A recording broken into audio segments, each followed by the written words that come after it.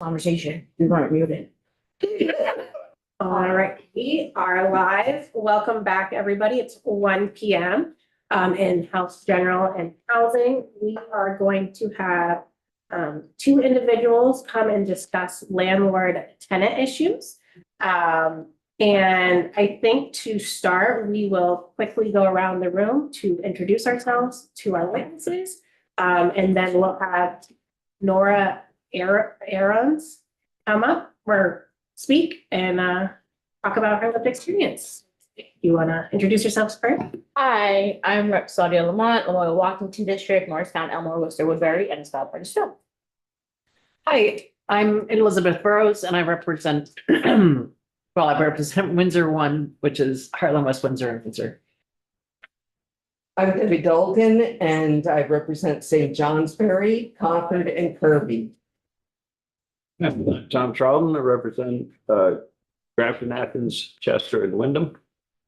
Joe Parsons, Newbury, Topsom, and Groton. Gail Pezzo. And 20 Colchester. And I'm Ashley Bartley and I serve Fairfax and Georgia. So Nora, if you want to start, that would be wonderful. Hi, everyone. Can you hear me all right? We can. Wonderful. I apologize. I am a little under the weather, but I will try to speak as clearly as possible. I'm Nora Aarons. I use she, her pronouns, and I'm here today to share my experience personally and professionally regarding housing in Vermont. Would you like me to start my testimony now? The floor is yours. Great. Well, good afternoon, everyone. Again, my name is Nora Aarons. I use she, her pronouns. And for accessibility purposes, I am a white woman in my 20s with long hair and a purple shirt. Before I begin sharing my story, I don't believe I see Chair Mahali, but I would like to take a moment to thank Chair Mahali and the members of the House General and Housing Committee for having me speak today. I don't believe I saw Representative Emily Krasnow either, but Oh, I just walked in. And Chair Mahali will be here shortly. okay. Well, hi, Emily. Hey. It's a real pleasure to see you again. Sorry, I clicked out of the Zoom screen so I could read my testimony. Representative Krasnow and I first worked together on the Landlord-Tenant Law Study Committee for approximately 2 months, starting back in October. I was nominated to be the tenant representative for CVOEO by Rights and Democracy Vermont, and it was an honor to do so. The committee studied the current state landlord-tenant laws and evictions process, and whether these landlord-tenant laws require modernization. It also studied the current housing landscape in Vermont and how this relates to the landlord-tenant power dynamic. Although no definitive policy conclusions were made, I'm hopeful that some meaningful change in support of tenant rights and protections can come about from it. Now, I will briefly share about my personal life and experience renting in Vermont. I'm originally from New Jersey, but I moved to Burlington in 2014 to start college, excited to have been accepted at my first choice school. I have rented and worked in Burlington for the past 9 years, graduating in 2018. During that time, I have lived in 7 different apartments, including multiple managed by well-known local slumlords. The places I have lived include an on-campus apartment, College Street, Bradley Street, Cedar Street, Colchester Avenue, Hyde Street, and now North Union Street. Never have I moved more than 2 miles. 2 whole miles. And yet every time I spend hundreds, if not thousands of dollars to rent a U-Haul truck and make a plea on social media for help to move the belongings of mine that I cannot lift by myself or pay a professional moving company. Since 2022, I have endured 4 different no-cause terminations carried out by my landlords. 4 no-cause evictions in 3 years. I currently do not know where I am going to live past the middle of May when my current lease ends, and that scares me. I do not know how others joining this meeting feel, but I personally hate moving. It is overwhelming and exhausting. Each of my moves has been clouded by a desperate battle to find a safe place to live close to where I work and where my friends live. Memories of these times in my life are punctuated by overwhelming stress and fear, as I had to simply accept the fact that I did not have any power in the situation and could not fight to stay. It did not matter how responsible of a tenant I had been. It did not matter that I had always paid my rent on time and in full. It did not matter that I was a quiet and tidy tenant who lived my life and respected and upheld the peaceful enjoyment of the premises for my fellow roommates and tenants. I was kicked out, discarded. I hold this all with the knowledge that I inherently maintain the privilege of a cisgender straight white woman because housing injustice inherently negatively affects those of minority identities to a greater degree. Also, I can always move back home out of state with my family if I were to not find suitable housing in Chittenden County. I truly believe we need housing justice in the form of stronger tenant protections, such as statewide just cause eviction legislation and a statewide rental registry. Everyone deserves safe, stable, and culturally relevant housing close by to where their natural systems of support exist.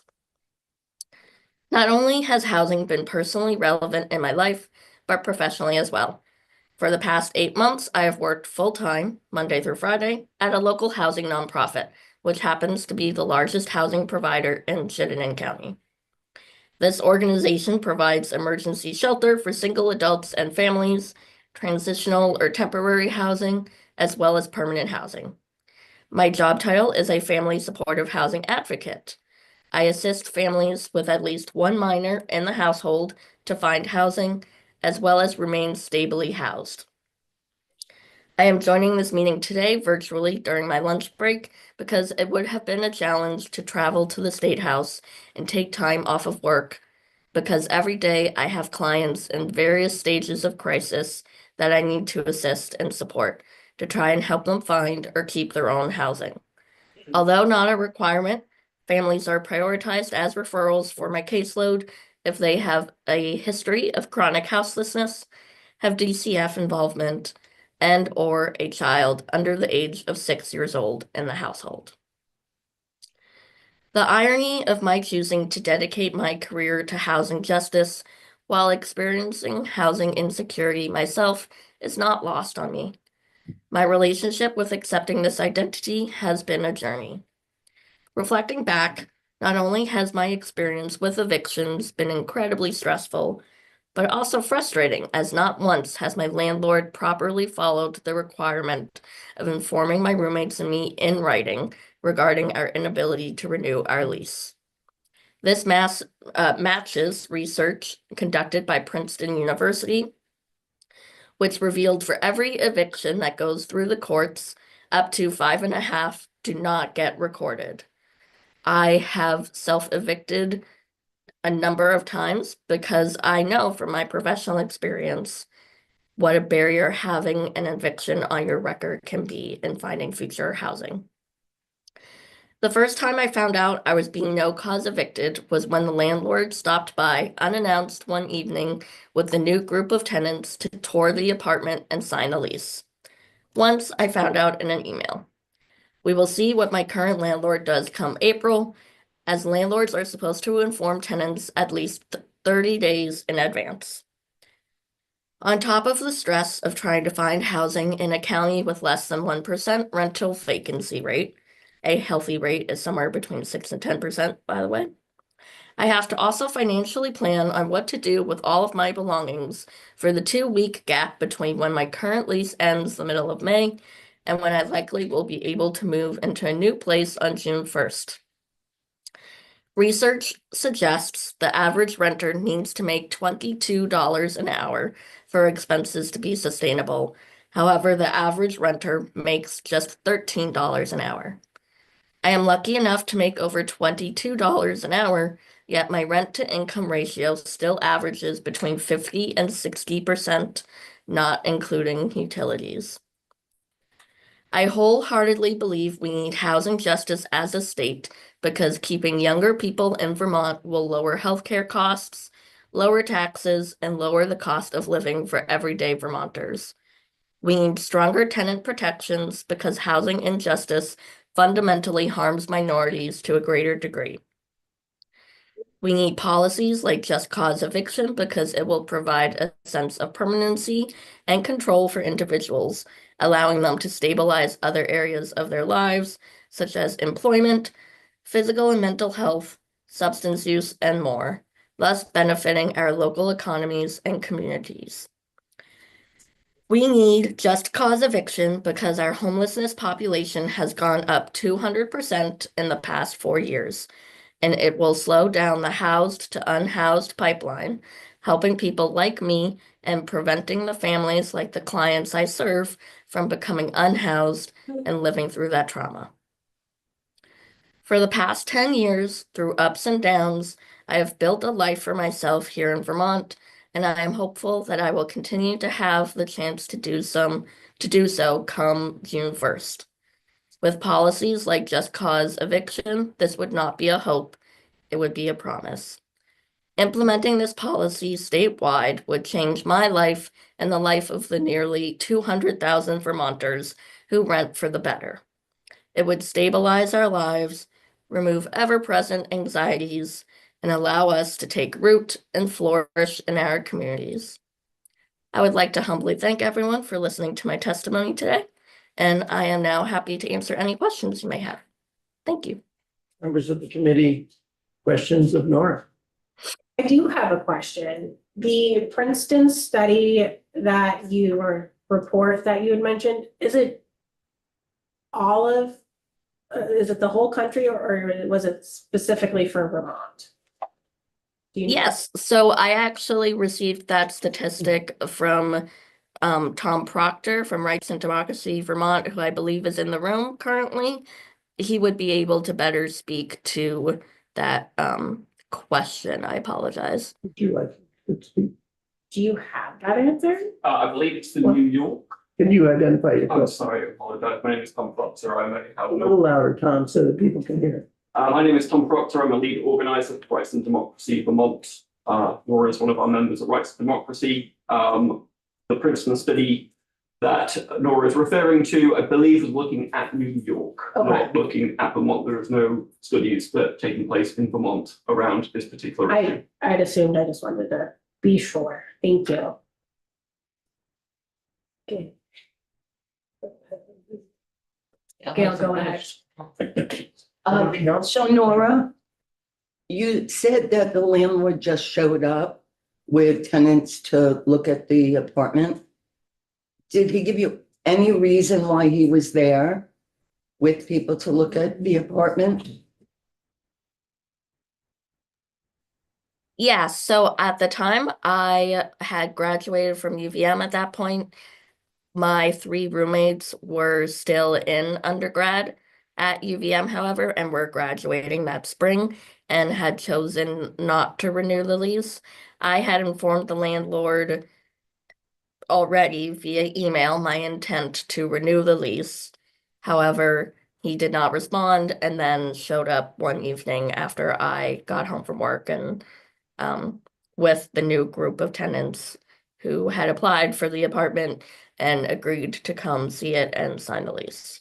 So you were going to renew the lease on your own without the roommates? And find my own roommates. To clarify, I could not afford a 4-bedroom by myself. Does that answer Thank your you. question? Yes. Another question? Yes, go ahead. So I have a question. I don't know how many units are in the building that you're in, but let's say there was a drug dealer in your building and the landlord had to get them out with just cause. I mean, we've all seen, quote, the drug deal or alleged drug deals. And I mean, how are you going to prove drug dealing out of an apartment? under just cause? So do you mean, I just want to make sure I understand your question. So let me start by saying I currently live on North Union Street in the old north end of Burlington. And my apartment with my two roommates is just one of a house that was split. So it's just a house that was turned into two apartments at some point. I don't actually know when. I apologize. I do know the house. I once searched it on the city database, and discovered the house itself was built in 1901. But in regards to your question specifically, are you asking if I had a neighbor who was engaging in substance use or selling substances out of their apartment? Yeah. Like, doing just cause for criminal activity? Because you believe they're dealing drugs next door, you got multiple people coming to the door, staying for just a couple minutes, all hours of the night, blah, blah, blah.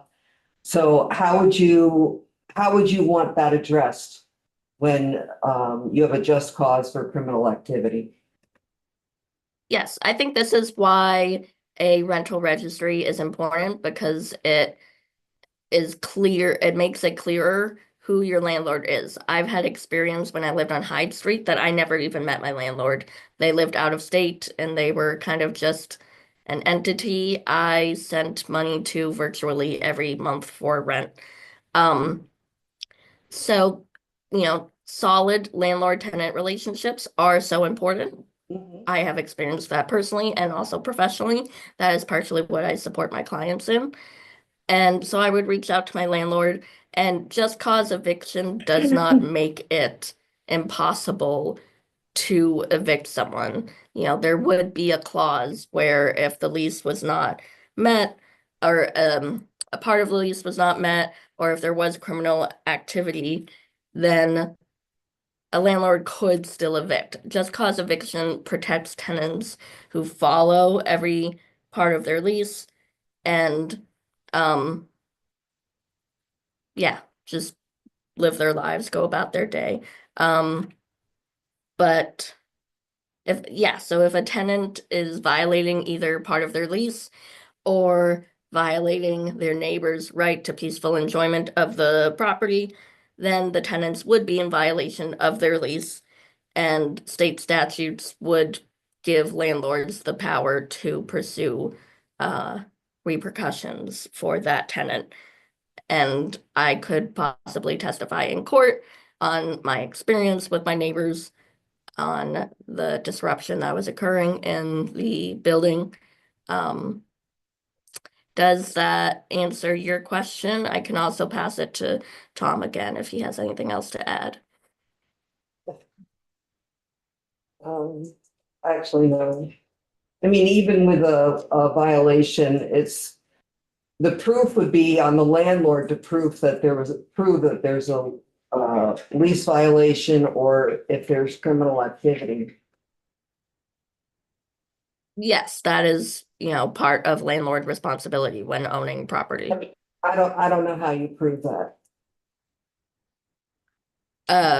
I mean, I'm not a criminal investigator myself either. I assume, there would be a paper trail in terms of me reaching out to the landlord, as well as other tenants possibly reaching out to the landlord.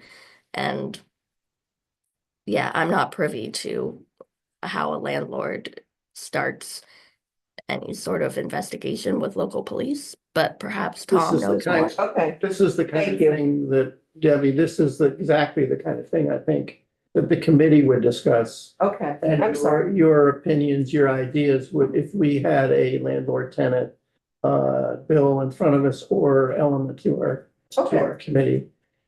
Nora, thank you so much for taking the time. I'm Mark Thank you. Mahaly, by the way, I was out. I think we might have a question. Do you have a question? No. So thank you. I'm sorry, just before we say goodbye, I just wanted to ask, I apologize, I walked in late as well, but how, you said you've been evicted without any cause for 4 times, since when? Well, So did you give us a year or? 4 times in 3 2025. years Yeah. 4 since times. 2022. And can I just ask, I mean, we're barely into 2025, so that's almost 2 years. Can you tell me what, were you in month-to-month leases in those periods, or in some of them? It was all 1-year leases? Yeah, no, good question. I have never been involved in a month-to-month lease nor a 6-month lease. I have always signed a year-long lease. So my first experience with no cause termination or eviction was in May 2022. That is the time the landlord showed up with the new tenants to tour the apartment and sign the lease. And that actually occurred several months in advance in the fall, in October of 2021. My record, so to speak, is I've always done a June to May lease, and the earliest I've ever found out that I would not be allowed to renew the lease come the following spring is August, so only 2 months after moving in. Thank you. Other questions? Thank you very much, Nora. Appreciate it. Thank you. Thank you so much. Do we have, He's online. is John online? Thank you. John, Yes. Yes, I will, unless, were you here when the committee introduced yourself? Good, introduced itself? In Yes. that case, would you state your full name for the record and tell us about yourself and what your testimony is? sure. My name is John Dunbar. And first, I'd like to thank you for inviting me to testify before you today and for the work you do representing me and my fellow Vermonters. I'd especially like to thank the Wyndham 3 representatives, Representatives Leslie Goldman, Michelle Boslin, and as well as Senators Wendy Harrison and Nader Hashim for supporting our work in the housing sector. As I said, my name is John, and for most of the 52 years, I have been a resident of the town of Rockingham. My family moved to the village of Bellows Falls in 1973 when my twin brother and I were born. Our father, a local business leader, instilled in us the value of serving our community and a sense of doing well by doing good. One of my many roles in the community are also as a member of the Rockingham Planning Commission and as a member of the Rockingham Select Board. I'm here today to speak to you as a housing provider.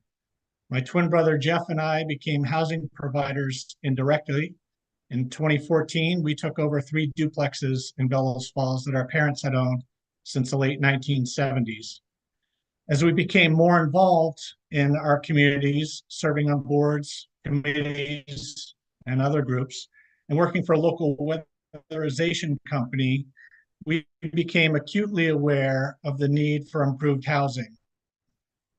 Our communities are strongest when we work together to support each other.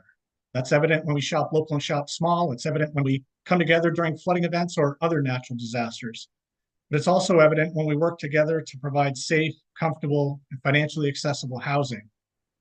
Many of us in the housing discussion statewide have heard residents lament about the challenges of having housing stock owned by out-of-state investors, sometimes referred to as absentee landlords, or the challenges of finding financially accessible or available housing when a not insignificant number of properties are listed as short-term rentals. My brother and I know firsthand the value of driving by one of our rental properties daily and interacting with our tenants when we are there to maintain the lawn, remove the snow, renovate a unit, or collect rent. The interactions at the grocery store, coffee shop, or at local events only strengthen those connections. We are grateful for these relationships, and we take pride in our work to improve housing conditions and the collective view of landlords. We also believe that housing is the hub at the center of many of the challenges we face as small communities, whether it is dealing with mental health or substance abuse issues, or attracting employers to provide good paying, secure jobs. For these reasons, mom and pop landlords are a significantly important part of our housing landscape. However, we do not do enough to encourage them to become or remain housing providers, nor do we do enough to protect them from tenants who fail to follow the most basic rules of their leases, to pay rent on time and in full each month. I challenge you to find a small-scale local landlord who will testify that being a landlord provides significant passive income. There is very little passive about being a small-scale housing provider or developer. It is very much an active profession, often occupied by people with other full-time jobs and responsibilities. So I'd like to share with you the financial reality of being a housing provider in a small community that is doing its best to help reduce the many housing challenges we face, and that the state has identified as one of its main goals, or one of its many goals, I should say. This includes updating housing units, weatherizing the buildings for improved comfort and energy efficiency, managing the risks of lead paint, replacing century-old plumbing and knob and tube wiring, all while keeping up with the routine maintenance we all experience as property owners. And one of the biggest challenges, doing all of this while keeping rents affordable. In the provided spreadsheet, you'll see financial data from 2 duplexes and 2 triplexes we own. One of the duplexes and one of the triplexes have mortgages. These mortgages range from $125,000 to $156,000 at rates of 4% to 6.75%. You'll see that the properties without mortgages have a net operating income of approximately 62 to 65% of the potential annual income if there's no vacancy, while the properties with mortgages have net operating incomes of between 18 and 26%. Adjusting for a low 3.5% vacancy rate and accounting for property management and capital expenditures, we see net annual income ranging from 41 to 43% without a mortgage, and a range of minus 2.7% and plus 4.5% net income with a mortgage. What this spreadsheet does not show you is that over the last 5 years, we have invested over $275,000 in updating, improving, and adding housing stock to our small community. With the help of the VHIP program and traditional bank financing, we're in the middle of a $300,000 renovation, turning an unsafe, inefficient duplex into 4 new 1-bedroom units. You will note one property has been highlighted on this spreadsheet. This property, a triplex with a mortgage, was purchased in 2024 from an out-of-state investor with dozens of properties in our community, with total unit counts likely in the 50 to 100 unit range. One tenant in the 3-unit building has not paid rent since September of 2024. In December, a local housing agency was able to secure 2 months of rent while funds were still available. This paid their rent for October and November. The tenant has currently paid no rent for December, January, and now February, equaling $3,900. The tenant is traveling through the southeastern portion of the US, selling crafts at art and craft festivals all over the region. They have been gone since mid-January, will not be returning until mid-April, all while their 20-year-old daughter remains in the apartment. The excuses for non-payment of rent have ranged from a client for commissioned work has not paid them, to Elon Musk is preventing full payments of funds to his bank account, and most recently that the art festival in New Orleans, which has historically been a good income producer for them, was scheduled on the same weekend as the Super Bowl and hence was an economic disaster for the festival.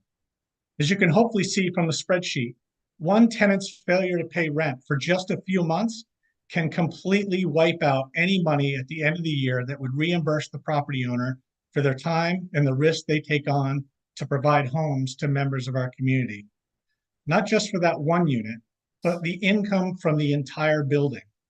Should the property owner have to evict a tenant, the income for the following year or years may also be wiped out. The easy solution is to raise rents enough to cover these undesirable but sometimes necessary expenses. But that only makes our work to combat rising housing costs that much harder and further cost burdens our tenants. My question to this committee is, what recourse does a small, community-minded landlord have to obtain payment without having to extend their losses by hiring an attorney, requesting $3,000 to $5,000 retainer fees, and then having to go through what can be a 6-month or longer legal eviction process. I also ask you, how many rental relief programs are engaged by the non-compliant tenant versus how many are engaged by the landlord that can't afford to further subsidize the housing for the tenant? Will the bank be okay by not getting their mortgage payment? Will the town be okay not getting their quarterly property tax payment or the monthly village water and sewer payment? Will the heating oil provider still deliver full tanks of heating oil if they haven't received payment since the heating season started?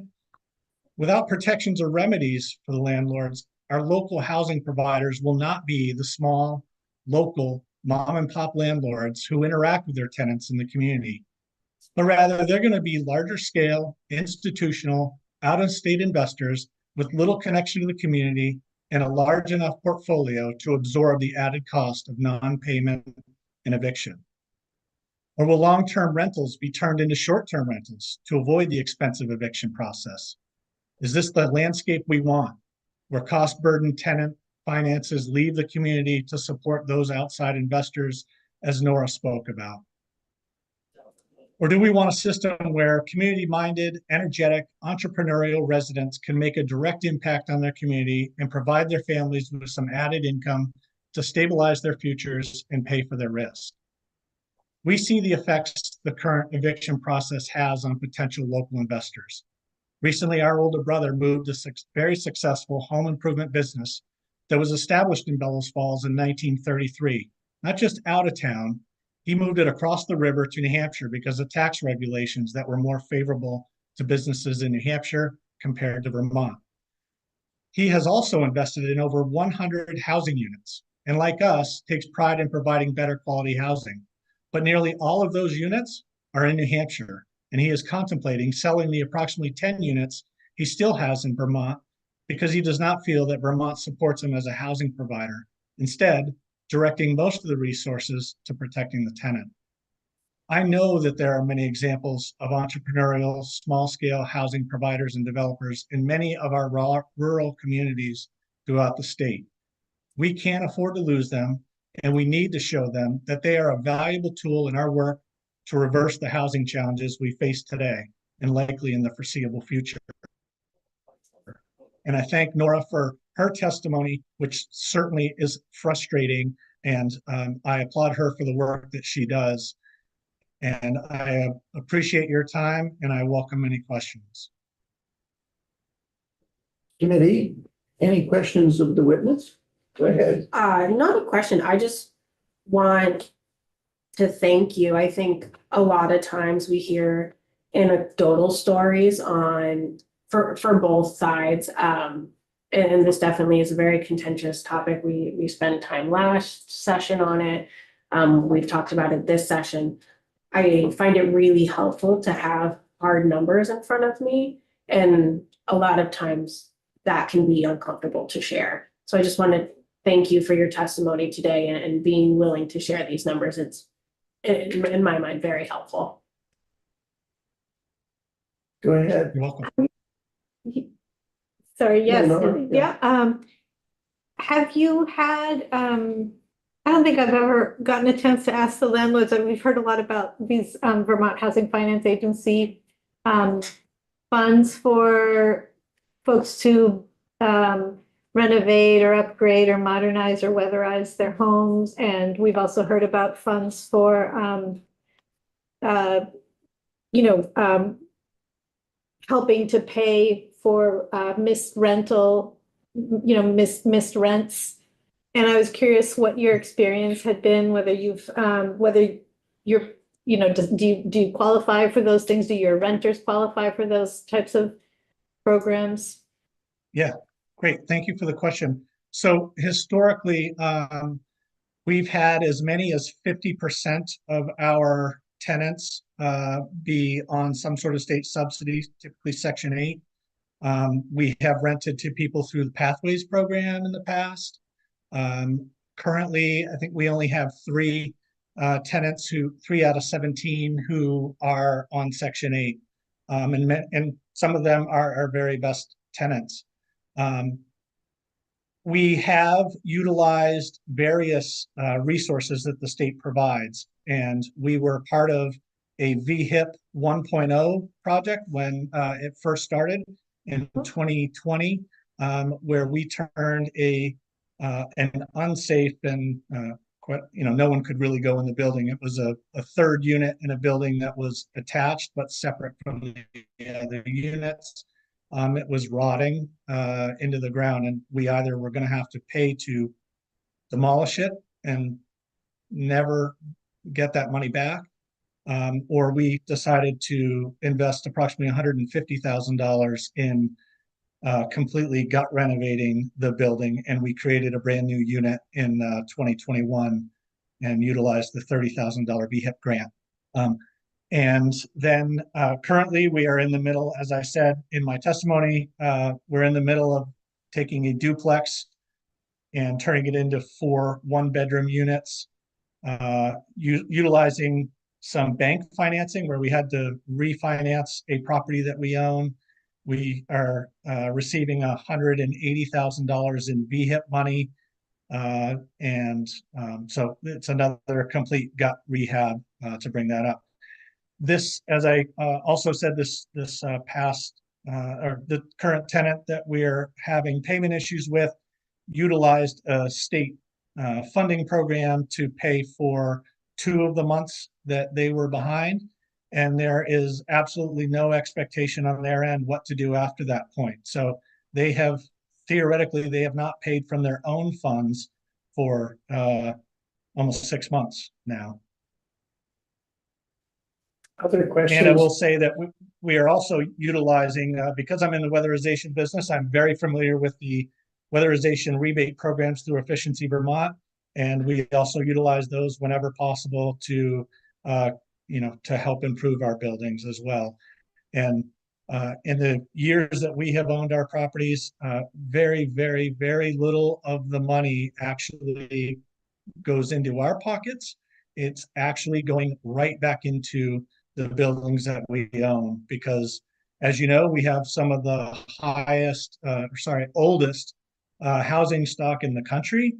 It is very expensive to repair. It's very expensive to build now. And so quite honestly, that's what's needed when you're living in a small rural community and the housing stock is so old, that just to get it back up to the level that it needs to be at for it to be safe and comfortable requires a tremendous amount of reinvestment. Questions of John? I guess I do have a couple of questions, John. Have you had to evict tenants? Yes. Did you have to did they self-evict after you gave them a notice of eviction, or did you have to go to court? We have had to use attorneys in many cases. Sometimes some people have gone ahead and found, or actually I would say that if they were in a pathways program or subsidized housing in some way, the agency that worked with them was able to find them housing so that they did not have to go through eviction. But you have had to go through evictions. Yes. Were any of those evictions, do you remember, were they all non-payment of rent, or were they any of them other violations such as dealing drugs or other activity like that? One was they had been incarcerated and therefore did not pay rent.